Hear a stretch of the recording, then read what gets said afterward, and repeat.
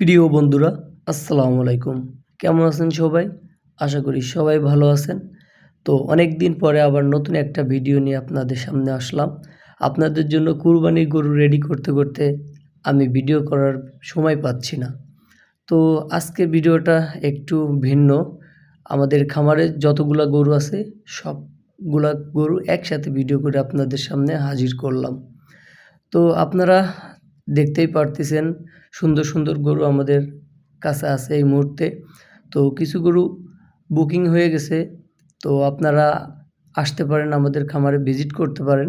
তো আমাদের খামারে এখনও ভালো ভালো গরু আছে এবং আমাদের যে ছোট গরুগুলা দেখতে পারতেছেন এগুলো পিওর দেশি গরু।